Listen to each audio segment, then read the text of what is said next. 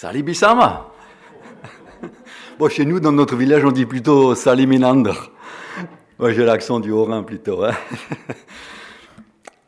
En tout cas, que le règne de Dieu vienne dans nos vies, d'abord en nous, dans nos cœurs, et puis dans nos familles, dans notre village, dans notre pays. Vous savez, j'ai de bonnes nouvelles pour vous. Le village de Wörth, il appartient à Jésus. Ben oui, parce que la terre entière appartient au Seigneur. Et ça inclut aussi Wörth. Alors c'est un immense plaisir pour moi d'être parmi vous ce matin, parce que plusieurs me connaissent, et je m'appelle Marc Greiner, et je suis marié à Moïsim, et depuis 30 ans.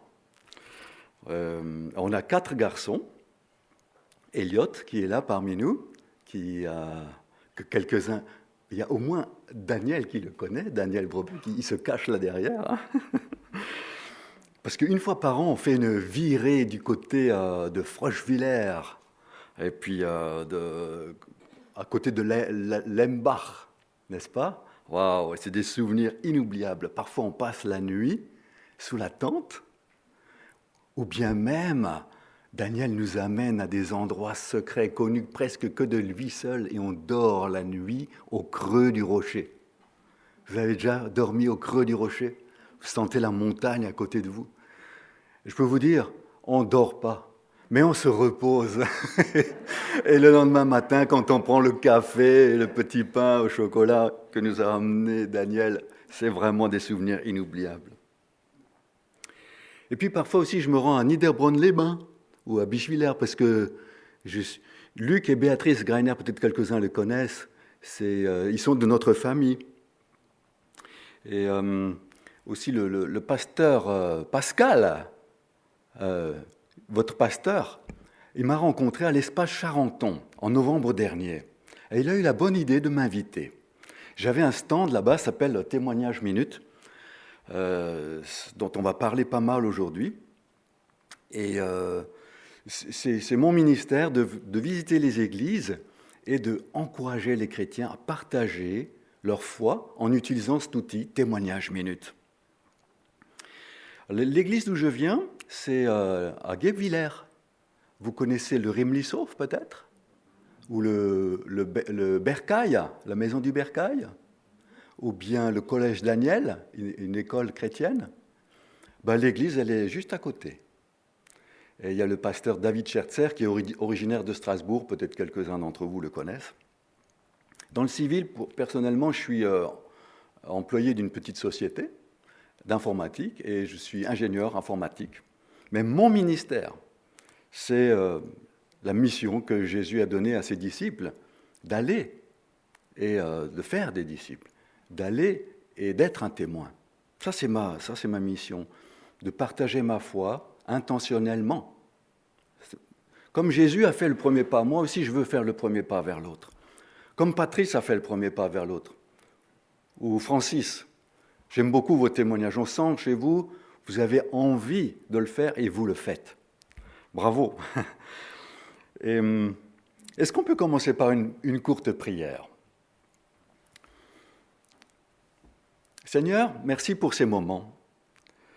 S'il te plaît, mets dans nos cœurs de la compassion. S'il te plaît, montre-nous comment être tes disciples. Montre-nous que tu aimes les gens. Je te prie, Seigneur, que tu nous parles de ta compassion ce matin. Je te prie, Seigneur, que tu nous motives à aller faire le premier pas vers les autres. Seigneur, je te dis merci parce qu'un jour, quelqu'un a fait le premier pas vers moi et m'a parlé de Jésus. Nous sommes à ton écoute ce matin. Que ton esprit soit sur nous, au nom de Jésus. Amen. Mais j'aimerais faire quand même un rapide sondage parmi vous. J'aimerais savoir qui d'entre vous se sent parfaitement à l'aise pour partager sa foi, en toutes circonstances, avec n'importe qui, avec votre voisin, avec votre collègue de travail, avec ceux qui comptent pour vous, peut-être qu'avec le maire de Wörth, ou avec un candidat de la présidentielle qui passerait en visite près de chez vous, vous lui serrez la main, qu'est-ce que vous pourriez lui dire? Il a quelques minutes à partager avec vous. ou à la pause, ou avec un collègue de travail, ou un cousin qui ne connaît pas le Seigneur, qui se sentirait toujours parfaitement à l'aise pour partager sa foi dans de telles circonstances? Levez la main, s'il vous plaît. Le mot parfaitement, il a Parfaitement, ok. Alors, je vais placer la barre haute, d'accord. Bon, on va la baisser un petit peu alors. Qui se sent à l'aise? Qui se sent à l'aise? Presque à l'aise. Ouais. Wow, bravo. Ouais, je vois quelques mains, quelques courageux qui ont levé la main. Bon, pas tellement à vrai dire, mais quand même. Bon, j'en déduis que on aimerait tous, en tant que chrétiens, savoir mieux faire, n'est-ce pas? Être plus à la hauteur dans ce domaine.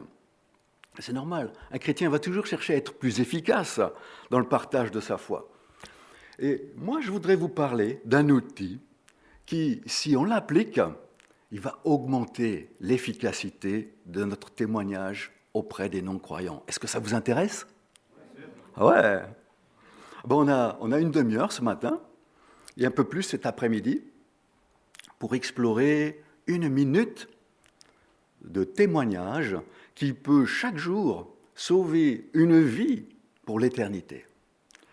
Il s'agit de l'outil Témoignage Minute. Et cet outil peut nous aider énormément. En fait, c'est un multiplicateur. Cet outil, il a changé ma vie. Pour la petite histoire, je suis tombé dans la marmite quand j'étais petit. Je ne sais pas si vous savez ce que ça veut dire, tomber dans la marmite. Je suis sûr que vous avez tous lu Astérix et Obélix. Et Obélix, il est tombé dans la marmite quand il était petit. Quand un chrétien dit qu'il est tombé dans la marmite quand il était petit, ça veut dire que c'est son papa et sa maman qui l'ont emmené à l'école de dimanche et qui lui ont appris qui est Dieu, qui est Jésus. Et voilà, je l'ai appris dans la famille. Qui d'entre vous est tombé dans la marmite quand il était petit? Moi, j'aurais plutôt dû demander la question inverse. Qui n'est pas tombé dans la marmite? Waouh! Super. Ouais, c'est à peu près moitié-moitié, hein? En tout cas, moi, je suis tombé dans la marmite quand j'étais petit et je me suis rendu compte à quel point c'était un privilège de connaître Dieu. Un jour, en y réfléchissant, je me suis dit, Marc, vraiment, tu as de la chance. Si tu n'avais pas eu de parents chrétiens, tu serais comme tes amis, comme tes copains de classe, tu ne connaîtrais pas Jésus. Où est-ce que tu serais aujourd'hui? Et je me dis, je serais probablement en train d'essayer de profiter de la vie, en train de manger, boire, et demain je mourrai. Voilà, c'était ça que je me disais. Je me dis, vraiment, j'ai découvert là un trésor. Comment partager ce trésor? Comment faire? Et à l'église, on organisait des activités de distribution des traités. Et puis, moi, j'étais dans le comité. J'aimais beaucoup participer à ça parce que je me dis, je dois le faire. Ce trésor est beaucoup trop grand pour moi. Mais souvent, je rentrais frustré. On était sur la place de la ville à essayer d'interpeller les gens et moi, je ne savais pas trop quoi leur dire. J'étais un peu gêné. Puis je ramassais les traités qu'on leur avait donnés un peu plus loin par terre. Ils les avaient jetés. Et donc, ça me frustrait. J'avais pas vraiment réussi à partager des choses importantes. Par exemple, le plan du salut. Dans toute ma vie de chrétien, en 35 ans, j'ai peut-être partagé autant que les doigts de la main le plan du salut à quelqu'un. Je n'avais pas l'aplomb que procure un outil. Et puis aussi, je n'arrivais pas à gagner plus d'expérience pour arriver à mieux faire. Donc cet outil-là, il a vraiment changé ma vie. Témoignage Minute. En fait, en utilisant Témoignage Minute, en quelques semaines, j'ai partagé ma foi à plus d'occasions, avec plus de conviction, avec plus de compassion, avec plus d'assurance qu'en 35 ans de vie chrétienne. Et non seulement ça, mais le message du salut, il est passé et il a touché d'autres personnes. Alors vous devez vous demander, mais qu'est-ce que c'est ce Témoignage Minute? D'où est-ce qu'il vient? Et puis, comment est-ce que ça fonctionne? Est-ce que c'est biblique au moins? Est-ce que c'est vraiment aussi simple? En fait, chaque croyant, il a une histoire de foi. Chaque croyant, il a une histoire avec Jésus. Et chaque croyant devrait être capable de partager cette histoire. Comment il est venu à Jésus? Et on peut faire ça en 1 minute à peu près. Je vais vous en faire la démonstration tout à l'heure. En fait, témoignage minute, c'est une trame, c'est un canevas avec des trous et on les remplit avec sa propre histoire de foi. C'est une histoire qu'on va raconter qui va tenir en haleine notre interlocuteur. Plus d'1 million de chrétiens dans une 50aine de pays affirment que cet outil a complètement transformé et a été un tournant dans leur vie de partage de leur foi. Aujourd'hui, cet outil est disponible dans 45 langues. Et puis des jeunes de 7 ans jusqu'aux aînés de 107 ans, tous redécouvrent la joie de partager leur foi. Je voudrais vous montrer quelques photos de chrétiens qui sont en train d'apprendre à utiliser témoignage minute. Ça, c'est dans un pays, peut-être vous pouvez vous douter où c'est. C'était il y a 2 semaines. Ça, c'était dans le pays juste à côté, au Népal, je veux dire. Avant, c'était l'Afghanistan, on le coupera au montage. C'était les missionnaires qui sont allés là-bas. Ils avaient une escorte. Alors, je ne sais pas, j'ai dû aller trop vite. Jean-Paul, à l'aide. Voilà. Ça, c'était le soldat derrière, c'était l'ange gardien de Tom.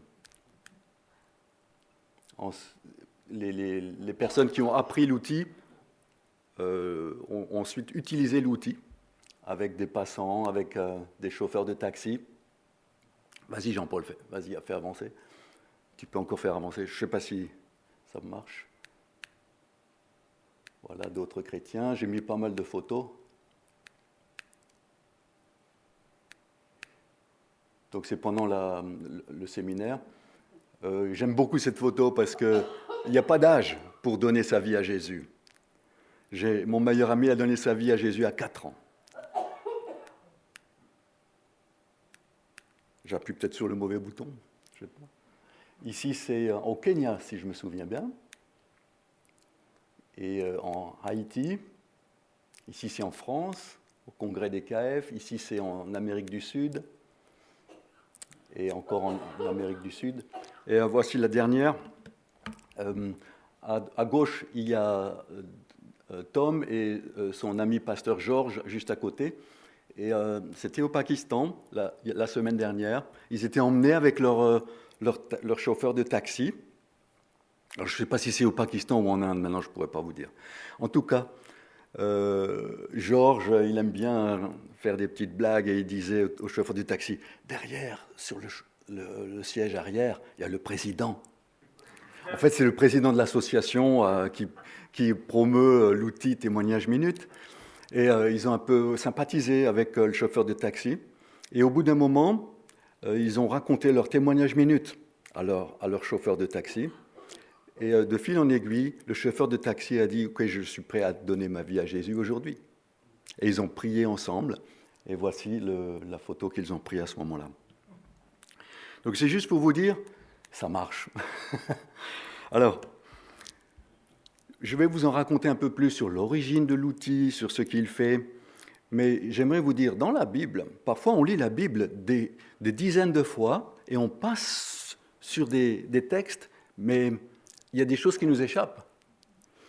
Si vous regardez bien dans la Bible, Jésus nous dit « Soyez des témoins ». Mais qu'est-ce que ça veut dire être un témoin ? Quand je suis un témoin, par exemple, d'un accident, je dis la voiture bleue, elle a été cognée par la moto orange. Donc je dis ce que j'ai vu. Quand Jésus nous demande d'être des témoins, il nous demande d'être témoins de ce qu'il nous a fait dans notre vie. C'est ça qu'il nous demande de faire, d'être témoin de tout le bien qu'il nous a fait. C'est ça, témoigner. D'accord ? Je peux aussi témoigner en disant un tel, il lui est arrivé ça, il lui est arrivé ça. Mais si je raconte ce qui m'est arrivé à moi, ça a beaucoup plus de poids. Si je dis par exemple, j'ai trouvé un dentifrice, depuis que je l'utilise, mes dents elles sont toutes blanches. L'autre, mon ami, il va me dire, ah ben j'aimerais bien ce dentifrice aussi. Par contre, si je lui dis, oui, c'est un tel, je l'ai entendu, ça a beaucoup moins de poids. Vous voyez ce que je veux dire ? Mon propre témoignage, il a du poids. Voilà. Donc, ça c'est une manière dans la Bible où Jésus nous encourage à partager notre témoignage. Mais Jésus, quand il a parlé à la femme samaritaine, si vous regardez bien, il a aussi parlé de lui. Il a dit « Je le suis, moi qui te parle ». Alors nous, on ne peut pas faire ça, on ne peut pas dire « Je suis le Messie », mais on peut dire ce que Jésus a fait de nous et pour nous. On peut pointer le doigt vers lui. Et puis quand vous regardez d'autres grands témoins de la Bible, vous pensez certainement à Paul. Et quand vous pensez à Paul, à chaque fois qu'il parlait de Dieu, il racontait son témoignage. Bon, il ne le faisait peut-être pas en 1 minute, ils avaient un peu plus de temps dans le temps, ils n'avaient pas les montres très précises. Mais aujourd'hui, c'est vrai, le monde est un peu pressé. Et l'idée, c'est d'apprendre à raconter mon témoignage courtement, avec assurance, et pouvoir le dire avec compassion. La compassion, c'est ce dont on va s'intéresser ce matin. Et cet après-midi, on va apprendre ensemble à raconter notre témoignage avec le canevas de témoignage minute. Et aussi des manières d'accrocher et de démarrer une conversation spirituelle d'une manière que les personnes, elles vont aimer ça.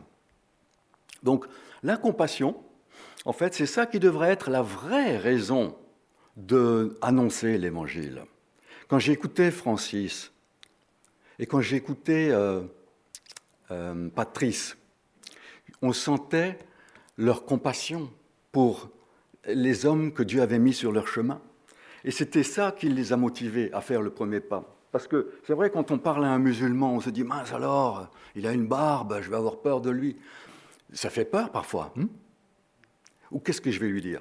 Donc voilà, qu'est-ce qui va me motiver? C'est la compassion. C'est ça qui devrait être la vraie raison.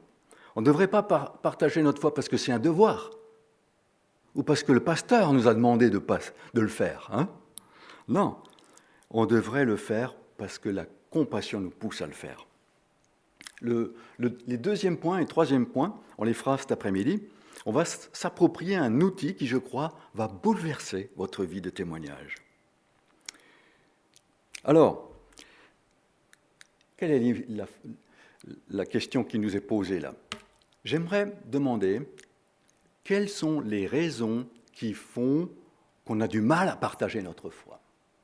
Pourquoi on ne parle pas de Jésus avec les perdus? Si vous avez quelques idées, dites-le moi, c'est le moment.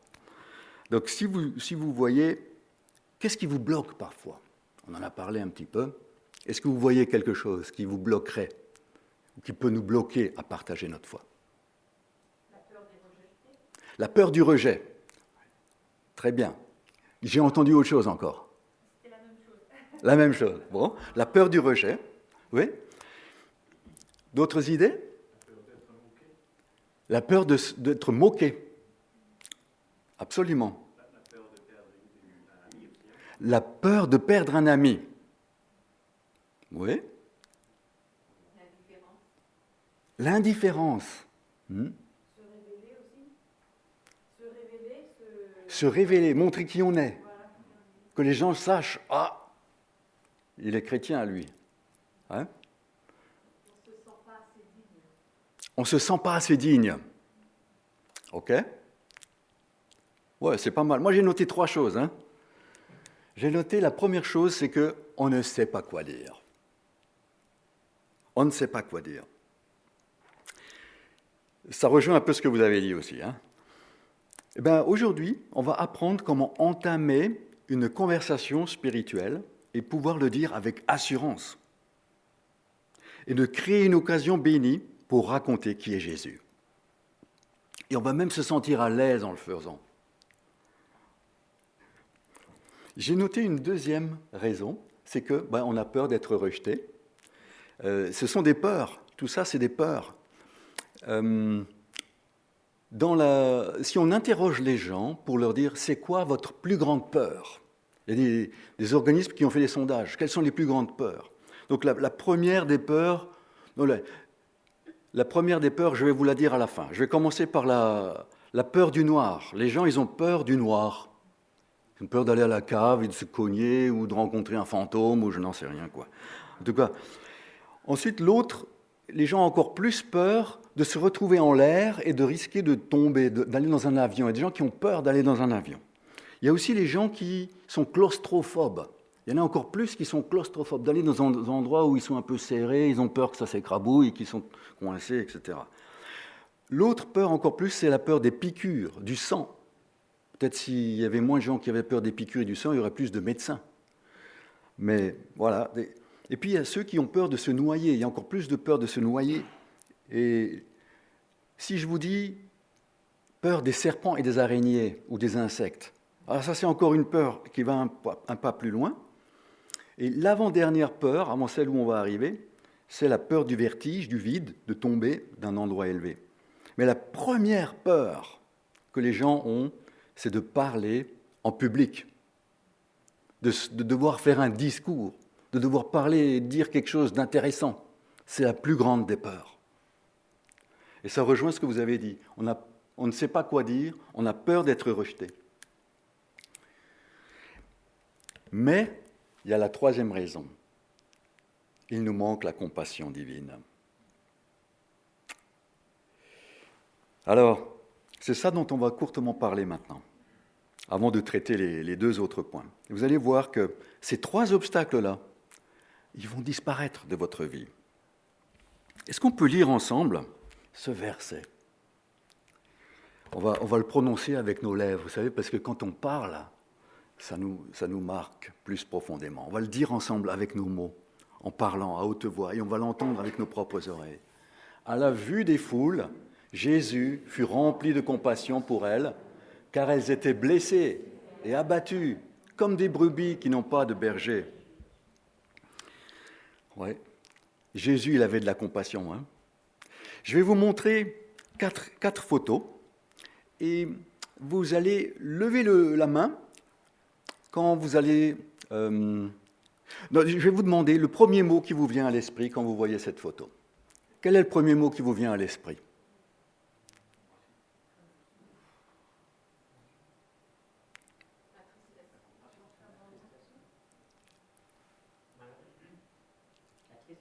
La tristesse.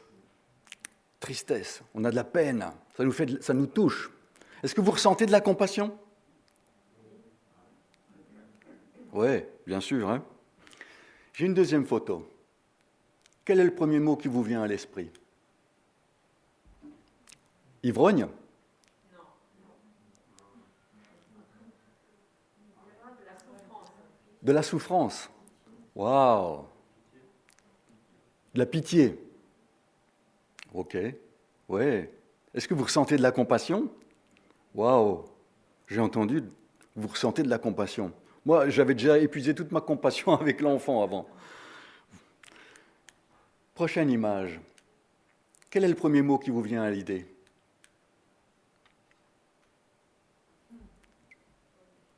Bonheur ? Joie ? Famille ? Est-ce que vous ressentez de la compassion ? Un peu moins qu'avant. Et j'ai encore une image. Quel est le premier mot qui vous vient à l'esprit ? Intelligence. Sérieux. Déterminé. Perdu. Est-ce que vous ressentez de la compassion ? Pas trop, non ? Bon, on a vu quatre photos. Hein. Combien d'entre vous ont expérimenté plus de compassion avec les deux premières qu'avec les deux dernières ? Quasiment tout le monde. Hein. Bon, en tout cas, bravo, parce que vous êtes bien plus spirituel que moi. Moi, avec la première, c'était déjà tout fini. Mais en fait, Jésus, lui, il regarde à cet homme avec compassion. En fait, Jésus, il n'éprouve pas plus de compassion pour un enfant qui meurt de faim que pour un homme d'affaires qui est sur l'autoroute pour aller en enfer et qui ne connaît pas Jésus. Pourquoi c'est comme ça ? Parce que l'homme regarde à ce qui frappe les yeux, mais l'Éternel regarde au cœur. Et notre cœur, il est touché émotionnellement par des enfants qui sont dans le besoin. Et c'est normal. Est-ce que ça devrait l'être ? Mais parfois, on part du principe que, parce que quelqu'un est bien habillé, qu'il a une situation, qu'il est riche, qu'il il a un statut, un niveau d'éducation, ou même de l'influence. On se dit, bon, sa vie, elle est bien ficelée. Mais devinez quoi? Sans Jésus, cet homme, même la famille qu'on a vue avant, ou l'ivrogne, ils sont perdus. Ils sont sur l'autoroute pour l'enfer. Ce sont des moutons sans berger. Est-ce que je peux vous montrer une image de plus? Voilà, c'est une foule, n'est-ce pas? C'est le premier mot qui nous viendrait peut-être à l'esprit. Jésus aussi, il a vu une foule. Et la Bible, elle nous dit que quand il a vu la foule, il a été rempli de compassion. Il a été ému de compassion. Quand vous regardez parmi cette foule, vous choisissez une personne. Je ne sais pas, peut-être l'homme en bas à gauche avec le chapeau blanc. Regardez-le avec ses lunettes de soleil.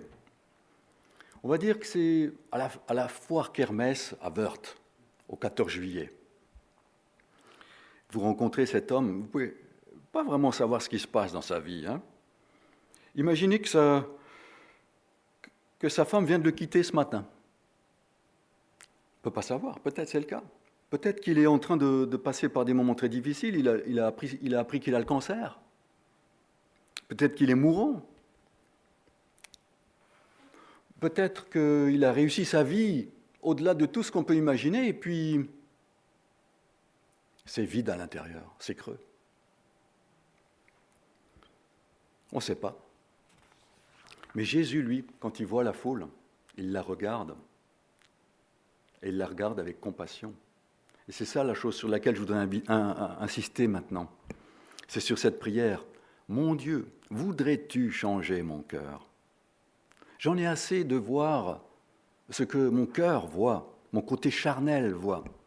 Parce que j'ai tendance à juger, j'ai tendance à classer, à catégoriser les personnes. Pardonne-moi mon égoïsme, mes intérêts personnels, mon orgueil, mon entêtement qui m'éloigne de toi. Pardonne-moi d'écouter mes sentiments. Seigneur, s'il te plaît, oriente-moi vers ce qui compte pour toi. Quand je regarde les gens autour de toi, fais-moi voir ce que tu vois. Aide-moi à faire les choses comme tu les ferais. Ô Dieu, aide-moi à prier comme Jésus priait. Fais-moi ressentir ce que tu ressens. Seigneur, remplis-moi aujourd'hui de plus de compassion. Je t'en remercie. Au nom de Jésus, Amen. Je pense que c'est ce que Dieu veut, que nous puissions avoir plus de compassion. Je voudrais vous montrer aussi quelques statistiques qui vont vous surprendre. Et vous allez me dire pourquoi est-ce si ça vous surprend vraiment. Voilà une statistique qui a été faite dans une église en Amérique, mais je pense que c'est représentatif aussi chez nous. 97% des chrétiens ne parleront jamais du plan du salut avec un non-croyant, et ce, au cours de toute leur vie. Donc on a demandé à des chrétiens d'églises évangéliques en Amérique, est-ce que vous avez déjà raconté à quelqu'un le plan du salut? Expliqué à quelqu'un comment donner sa vie à Jésus? Comment faire pour devenir un chrétien? Un disciple de Jésus. 97% des chrétiens ont dit non, ça ne m'est jamais arrivé de toute ma vie. C'est surprenant, non? La première fois que j'ai vu ce chiffre, je me suis dit, mais est-ce que vous êtes vraiment sûr? Vous savez, les chrétiens, souvent, ils vont parler de leur Église. Ils vont parler de Dieu. Ils vont dire qu'ils sont chrétiens.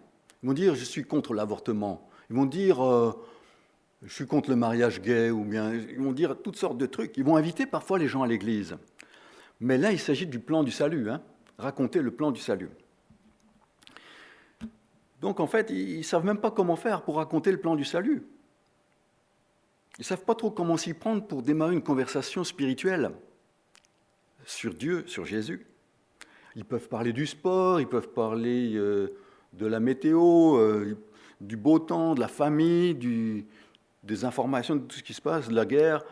Tout ça en toute liberté, mais ils ne savent pas parler de la chose la plus importante qui soit, c'est de la vie éternelle.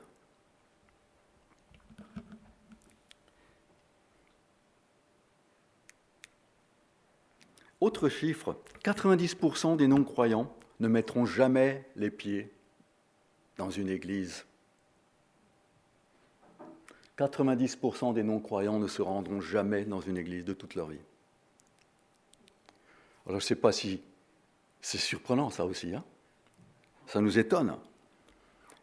Si cette statistique elle est vraie ici à Wörth, aussi belle que soit cette église, hein, 90% des non-croyants de Wörth ne viendront jamais dans une église. Et si le but, c'est qu'on propage la bonne nouvelle de Jésus, si on veut que sa parole soit propagée dans le monde entier, puisqu'il désire qu'aucun ne périsse, alors comment faire? Comment nous y prendre? Même si seulement ça serait 50%. Quel est le plan pour atteindre tous les gens des alentours? Comment faire? Comment faire venir les gens ici? Vous avez des très bonnes idées de faire des cultes à thème. C'est formidable. Continuez de le faire. Faites-le. C'est extra. Et Pascal m'a dit, vous avez des gens qui viennent parfois pour la première fois ici. Il faut le faire. Ouais. Alors, une dernière statistique. 75% des non-croyants sont d'accord d'écouter un chrétien leur dire ce qu'il croit. Ça vous surprend? Ça m'a surpris quand j'ai vu ça. Je me dis, c'est pas vrai, c'est pas possible. Moi, jamais personne n'a voulu m'écouter. Jamais personne n'a voulu écouter ce que j'ai à lui dire. Quand je lui tendais un traité, il n'en voulait pas. Comment faire? Mais je peux vous dire que depuis que j'utilise Témoignage Minute, ce n'est pas 75%, c'est 95% des gens, ou peut-être même plus, qui m'écoutent. C'est pour ça, je vous dis, ça a complètement bouleversé ma vie. Hier, j'étais allé acheter du pain chez Poulaillon, je fais un peu de pub, ils étaient ouverts jusqu'à 19h. Et d'habitude, il y a toujours plein de monde chez Poulaillon. Et je suis arrivé, c'était 19h, juste l'heure avant la fermeture. Je me suis dit, il y aura plein de monde qui veut encore chercher du pain pour le week-end. Et j'étais tout seul, avec la boulangère. Et j'ai acheté mon pain, et en partant, elle me dit au revoir. Puis je me suis dit, il n'y a personne, je vais peut-être lui parler un petit peu de Jésus. Et elle m'a regardé avec des yeux grands comme ça. Elle m'a écouté, elle m'a fait des sourires. Elle m'a raconté un petit peu de sa vie. Il y a même sa collègue qui est venue. Elle s'est dit, mais qui c'est celui-là qui parle à ma collègue boulangère? Et on a parlé toutes les deux ensemble, toutes les trois. Et ben, elles étaient super contentes. Et je vous raconterai après comment on a fait. En tout cas, et c'est ce que j'expérimente à chaque fois. Alors là, je n'avais pas beaucoup de temps pour aller beaucoup plus loin et trop dans les détails. Mais quand j'ai le temps et quand je vois que la personne elle est prête pour écouter un peu plus, je sais aussi comment aller plus loin. Donc, ce qui va me pousser à aller vers les autres, ça va être ma compassion. C'est ça le plus important. Quand j'ai suffisamment de compassion dans mon cœur, la peur que j'ai là, qui va me maintenir, qui va m'arrêter, m'empêcher d'aller parler aux gens, si ma compassion augmente, je demande, Jésus, aide-moi à aimer les gens, cette compassion, elle va dépasser mes peurs. Et là, c'est moi qui va réussir à aller faire le premier pas vers les gens. Alors, je vous ai dit, je vous allais faire une petite démonstration, ok? Montrer comment que ça fonctionne. Et je vais demander à Pascal de me rejoindre, s'il te plaît. Donc, l'idée, c'est... est-ce que tu es d'accord, Pascal, de redevenir non-croyant pour un certain temps? Oh, on n'a jamais vu ça, une église où le pasteur est non-croyant, ça ne va pas le faire. Mais juste une minute. Ça va? Il ne faudrait pas que j'ai un arrêt cardiaque. Bon. Non, tu verras, ça va super bien se passer. En tout cas, Pascal, on va dire que c'est mon voisin. On habite l'un à côté de l'autre. Ça fait 25 ans qu'on habite l'un à côté de l'autre. Et c'est un bon gars, Pascal. Mais il ne connaît pas Jésus. Il a vraiment besoin de le rencontrer. Donc, c'est mon champ de mission. Il est mon champ de mission. Lui, sa femme, toute la famille. Et je n'ai pas eu beaucoup de succès pour le moment à partager ma foi. mais on se voit de temps en temps. Je lui dis bonjour. On parle de sport. Tous les dimanches, il voit que je prends ma voiture. Il se doute bien que je pars à l'église. D'ailleurs, même, je l'ai invité une ou l'autre fois, mais là, ça ne l'a pas intéressé. Et donc maintenant, c'est l'évangile qui va aller à lui. D'accord ?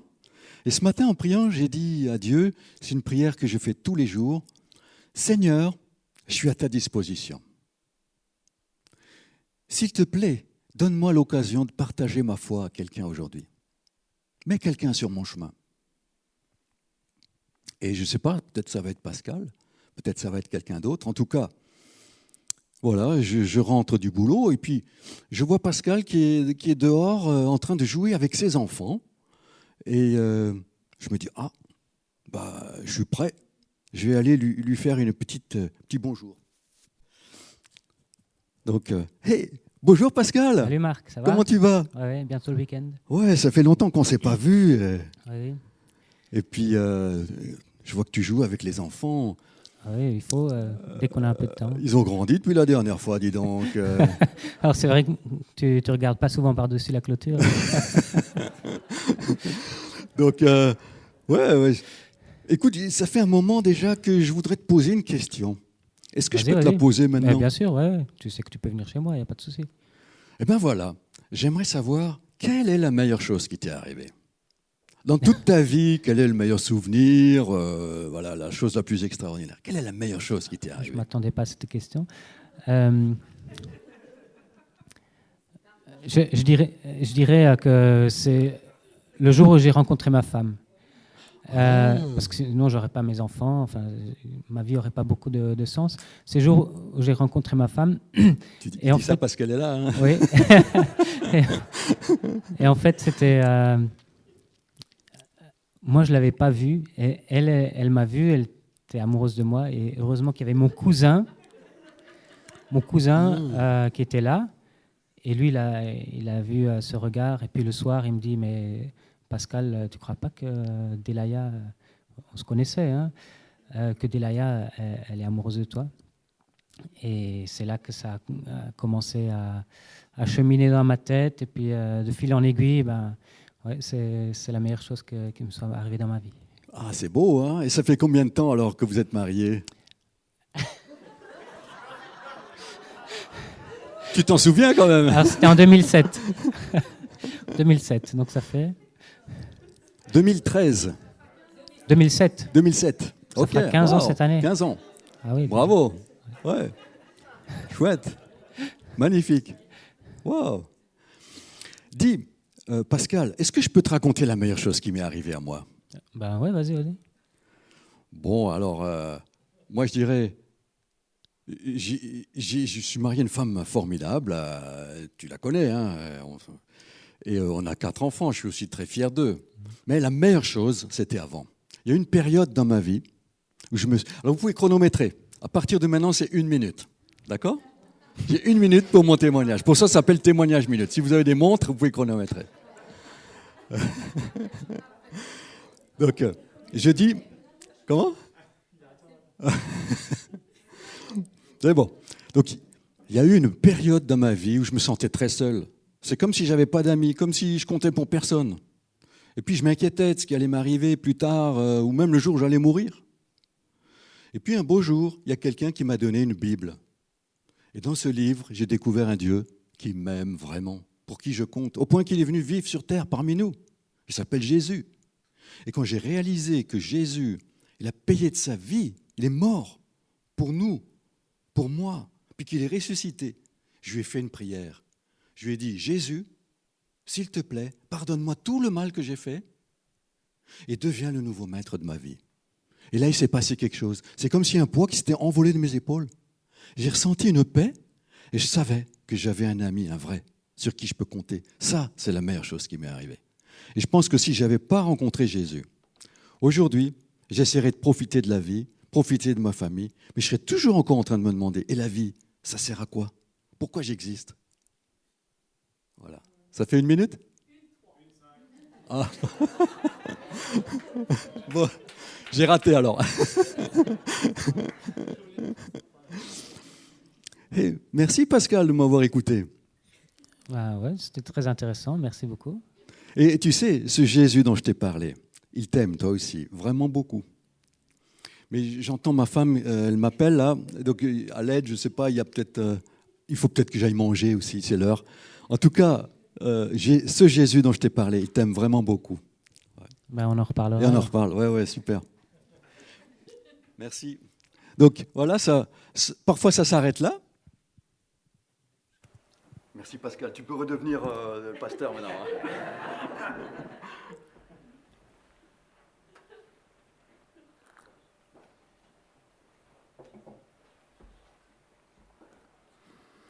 Donc voilà, ça c'était témoignage minute en 1 minute à peu près. Hein. Suivant le cas, parfois, ça me donne un canevas. C'est-à-dire, je l'ai appris par cœur, et puis en fonction de la personne et de la manière dont elle me répond, parfois j'ajuste un petit mot par-ci, un petit mot par-là, une expression. Mais en tout cas, ça me donne de l'assurance. Et quand je raconte mon témoignage, je plante une petite graine dans le cœur de la personne à qui je parle. Et chez Pascal, j'ai planté une petite graine, parce que si vous regardez bien dans mon témoignage, je lui ai parlé de Jésus, hein. Je lui ai dit que c'était Dieu, Jésus était Dieu, je lui ai dit qu'il est venu vivre sur terre parmi nous, qu'il est mort et qu'il est ressuscité, qu'il pardonne et qu'il peut être le maître de ma vie. Donc, à quelque part, j'ai déjà plus ou moins dit une première fois, de façon globale, le plan du salut. Maintenant, si la personne elle est prête à aller un peu plus loin, je sais aussi comment faire, et ça, on pourra le voir un peu plus tard cet après-midi. En tout cas, je ne l'ai pas forcé. Vous avez vu que ça s'est déroulé de façon tout à fait naturelle. Alors vous allez me dire, non, mais tu lui as dit à Pascal qu'il ne doit pas te dire de méchantes choses et tout ça. Tu lui as prévenu à l'avance. Oui, je l'ai prévenu, mais je peux vous garantir par expérience, quand je le raconte à mes collègues de travail, à mes voisins, jamais ils m'interrompent. Ou quasiment jamais. Je ne vais pas dire jamais, mais on rencontre on rencontre toutes les situations, mais 95% des cas, ça se passe comme ça s'est passé maintenant. Et pourquoi ? Parce que je lui ai demandé la permission. Je lui ai dit, est-ce que je peux te poser la question ? Et donc, il m'a donné la permission. Et puis, alors vous allez me dire, oui, mais comment tu continues maintenant avec Pascal ? Comment ça se passe ? Mais je suis là pour lui, je suis son voisin, je prie pour lui, et il sait peut-être maintenant un peu mieux s'il peut aller sonner à ma porte quand il y a peut-être une question ou quand il y a un problème dans la vie. Je sais que Tom, que je vous ai montré la photo avant avec le chauffeur de taxi et Georges, l'autre jour, il nous a raconté, mon voisin, il m'a sonné à la porte l'autre jour, parce que son fils a le cancer. Et il m'a dit, pasteur, est-ce que vous pouvez prier pour moi, et pour ma famille, et pour mon fils ? Donc vous êtes là, vous ne pouvez pas savoir la vie, de quoi elle est faite, et demain, qu'est-ce qui va arriver à droite, à gauche. Vous avez tous de l'expérience dans la vie, vous savez que la vie, elle passe vite, et il y a toutes sortes de choses qui se passent. Aujourd'hui, c'est un événement peut-être spécial pour vous, parce que ça va peut-être bouleverser votre vie de témoignage, comme ça l'a fait pour moi. Et la vie passe vite, profitez de chaque occasion. L'apôtre Paul nous le demandait aussi. Voilà. Donc, de cette manière, j'ai présenté à mon voisin un message de l'Évangile. Et puis, s'il est ouvert à la discussion, je peux aller plus loin. Sinon, je lui dis, que Dieu vous bénisse. Et puis, au revoir. Et puis, c'est tout. Qu'est-ce que j'aurais pu faire de plus ? Je ne peux pas forcer. Jésus aussi se tient à la porte et il frappe. Il ne défonce jamais les portes. Jamais. Même de mon cœur, alors que je suis son disciple, jamais il défonce ma porte. Il est comme ça. Et donc, je dois être comme ça aussi. Hein ? Ça, c'est la première chose. Une petite graine est plantée. Et la deuxième chose qui se passe dans mon cœur, c'est que j'ai la flamme qui se rallume. Et je deviens un chrétien plus fort. Je renforce ma foi à chaque fois que je partage ma foi. Je retrouve mon premier amour. Alors, cet après-midi, revenez, s'il vous plaît, parce que ce qu'on ne va pas apprendre cet après-midi, on ne va pas apprendre à intimider les gens, on ne va pas apprendre à leur faire peur, on ne va pas apprendre à les pointer du doigt, on ne va pas apprendre à paraître religieux à leurs yeux, et on ne va pas les ennuyer non plus, on ne va pas leur mettre de la pression. Et on ne va pas non plus chercher forcément à recruter des gens pour notre propre Église, bien que, pourquoi pas, mais on n'est pas forcément proche de Wörth quand on partage sa foi, n'est-ce pas? Par contre, ce qu'on va faire cet après-midi, c'est on va apprendre à s'approprier un outil qui va transformer notre vie de partage de la foi. On va apprendre à approcher les personnes avec compassion, avec le sourire, avec la gentillesse. Et puis, on va apprendre comment leur demander la permission. Et on va aussi apprendre à les traiter, à traiter leur opinion de la même manière qu'on aimerait qu'ils traitent notre opinion. On va apprendre à leur raconter comment Jésus a transformé notre vie et à le faire avec sensibilité, en étant attentif à la direction du Saint-Esprit. Voilà, j'ai pratiquement terminé. Et il y a un autre exemple dans la Bible, dont je vous ai parlé de Paul, je vous ai parlé de Jésus. Je voudrais vous parler de l'homme possédé. Vous savez, cet homme, ce gars qui était dans le cimetière. La nuit, il criait, il se promenait, il n'avait pas d'habit, c'était en lambeaux, tout déchiré, presque nu. Il était possédé par des démons. Dans l'évangile de Marc, il y a cette histoire. Vous vous souvenez de ce gars? Les gens, ils l'attrapent, ils le font prisonnier avec des chaînes, et ils l'attachent, et la nuit brise ces chaînes. Vous voyez l'état de cet homme. Et on voit ensuite, à l'étape suivante, Jésus. Il rentre dans la vie de cet homme. Et la prochaine image, on voit cet homme au pied de Jésus, dans son bon sens, habillé, tout à fait normal. Jésus est entré dans sa vie parce qu'il l'a libéré des démons. Et sa première demande à Jésus, de cet homme, c'est quoi? Il a demandé à Jésus, « Est-ce que je peux venir avec toi? Est-ce que je peux venir avec toi ?» Et qu'est-ce que Jésus lui dit? Il dit, « Non, tu ne viens pas avec moi. » Ah, est-ce que j'ai bien entendu, Seigneur? Je ne peux pas venir avec toi. Non. Je voudrais que tu ailles plutôt dans ta ville, que tu retournes là-bas, à Décapolis. Vous savez, Décapolis, c'est probablement une région avec 10 villages. Je voudrais que tu ailles dans ces 10 villages, lui dit Jésus, et que tu racontes les grandes choses que Dieu a fait pour toi. Ce gars-là, il a dû se dire, mais attends, Jésus, attends, moi, j'ai même pas de Bible. Je suis jamais allé à l'école de dimanche. J'ai jamais été au culte, j'ai jamais fait d'études bibliques. J'ai jamais assisté à un séminaire d'évangélisation. Comment pourrais-je aller parler? Et Jésus lui dit, va et dis ce que Dieu a fait pour toi et comment il a eu pitié de toi. Et ça, c'est ce que nous voulons faire aussi cet après-midi. Apprendre à dire tout le bien que Jésus nous a fait. Vous êtes partants? Vous savez, Jésus nous apporte une vie pleine d'aventures. Il nous donne une vie riche à passer avec lui. Eh bien, passons cette vie à construire pour des choses qui vont durer pour toujours, des choses qui vont durer pour l'éternité. Vous savez ce que c'est? Les âmes. D'accord? Merci.